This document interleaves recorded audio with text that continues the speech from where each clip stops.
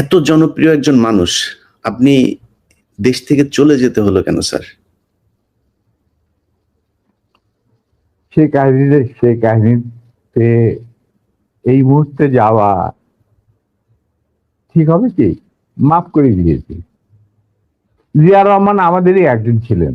আচ্ছা, to be frank with you, উনি কোরআন শপথ নিয়ে আমাদের সাথে কাজ করতে রাজি ছিলেন, কিন্তু পরবর্তী পর্যায়ে তিনি তার নিয়ত থেকে সরে আসেন। তার জন্য তো আমরা দায়ী নয়, উনি দায়ী। এবং যদি ভালো করে থাকেন সেটা প্রাপ্য তিনি হয়তো পেয়েছেন, যদি খারাপ করে থাকেন সেটা আমাদের সাথে না চলায় যদি তার কিছু খারাপ হয়ে থাকে, তার জন্য তো আমরা দায়ী নই। তবে হ্যাঁ, একটা সময়ে আমি যখন চীনে ছিলাম রাষ্ট্রদূত,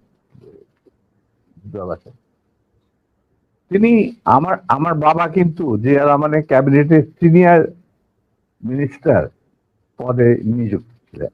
কারণ আমার বাবা মনে করতেন যে আমরা জিয়া রহমান সব এক, কিন্তু উনি ভেতরে খবর জানতেন না।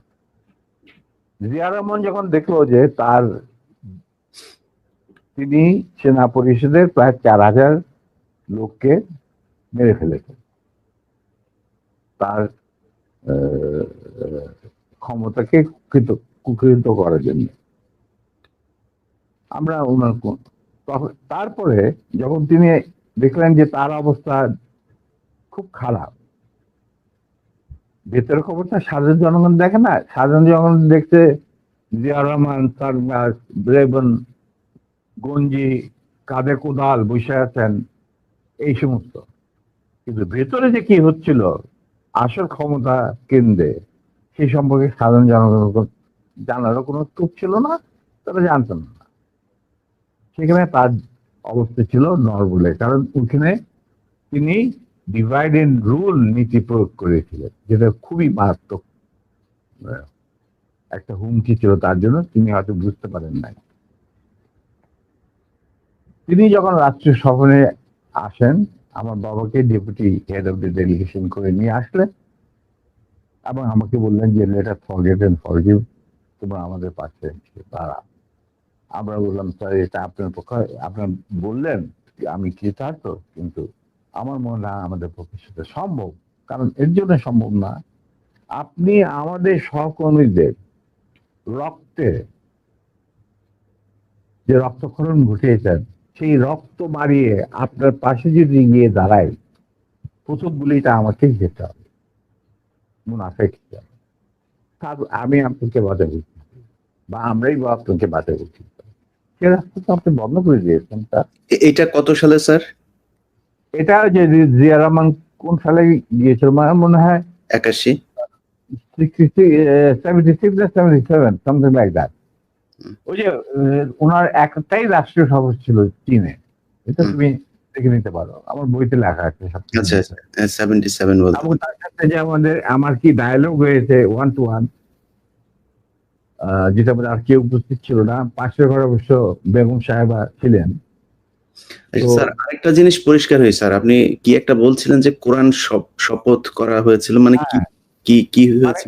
আমি বলি শোনো, এই যে সেনা পরিষদ, আমরা যখন ভারতে যুদ্ধ করছিলাম, যখন আমরা বুঝতে পারলাম ভারতের গেম প্ল্যানটা, তাদের একটা সুদূর প্রসারী চক্রান্তমূলক একটা পরিকল্পনা রয়েছে বাংলাদেশকে প্রথমে ক্লায়েন্ট স্টেট, তারপরে অঙ্গভূত করা, সিকিমের মতো। আর সেখানে লেন্দুদ্দোজি ছিলেন, আমাদের মুজিবুর রহমানকে বানানো হলো তাজউদ্দিন, আর পরে মুজিবুর রহমানকে বানানো হলো সেই লেন্দুদ্দোজ। এটা যখন আমরা বুঝতে পারলাম, তখন সমমনা কমান্ডার যারা পলিটিক্যালি কনসিয়াস ছিল ছাত্র জীবনে, ধরো পরবর্তী জীবনে, তখন আমরা বললাম যে আরে আমাদের তো আসল যে যুদ্ধ সেটা তো হবে স্বাধীনতার পর। ভারতের আগ্রাসী মনোভাব নিয়ে যখন বাংলাদেশকে গিলে খেতে চাবে, সেইটার বিরুদ্ধে আমাদেরকে লড়তে হবে, তার জন্য আমাদের প্রস্তুত থাকতে হবে। প্রস্তুতি এখনই গ্রহণ করতে হবে। তখন আমরা ওই মুক্তিযুদ্ধের আড়ালে আমরা সেনা পরিষদের বীজ বপন করি। তো তোমার মনে থাকার কথা, যদিও Zia Rahman declaration of independence দিয়েছিল, প্রথমে তিনি নিজেকেই অস্থায়ী সরকারের প্রধান হিসাবে দাবি করেছিল, মানে ভাষণে বলেছিলেন। পরে ইন্ডিয়ার চাপে উনি এ থেকে বদলে যে মুজিবুর রহমানের ইনস্ট্রাকশনে আমি এই ঘোষণা দিলাম স্বাধীনতা। এরপরও কিন্তু তার প্রতি ইন্ডিয়ান সরকার বা আওয়ামী লীগ সরকার কখনোই আস্থা রাখতে পারে নাই।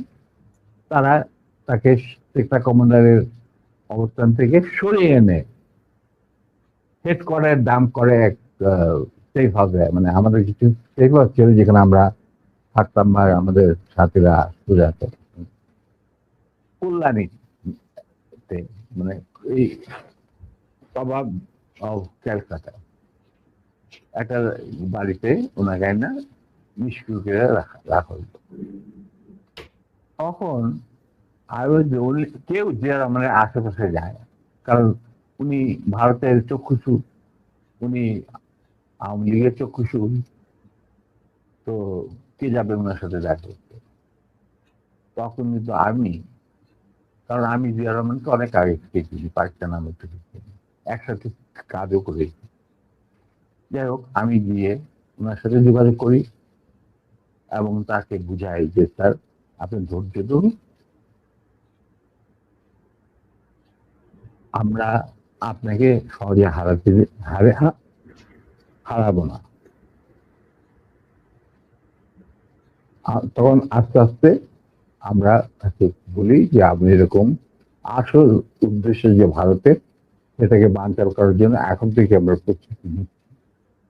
আপনি কি আমাদের সাথে থাকবেন কি থাকবেন না সেটা আমাদের তরফ থেকে আমাকে পাঠানো হয়েছে জানার জন্য, কারণ আমি আপনার কাছে সবচেয়ে ক্লোজ ছিলাম পাকিস্তান আর্মি, সবাই জানে।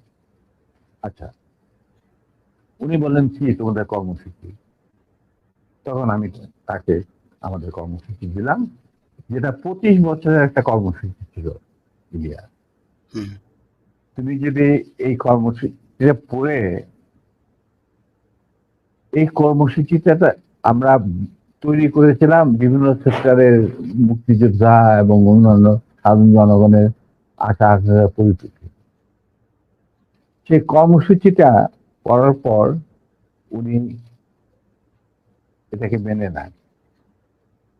তো আমি বললাম যে স্যার, আমাদের সমস্যা হচ্ছে আমরা সবাই প্রায় সমবয়সী, আমাদের একজন সিনিয়র অফিসার দরকার যাকে আমরা ট্রাস্ট করতে পারি, তাকে আমরা কেন্দ্র করে এগিয়ে যেতে চাই এই সেনা পরিষদের কর্মসূচি বাস্তবায়নের জন্য।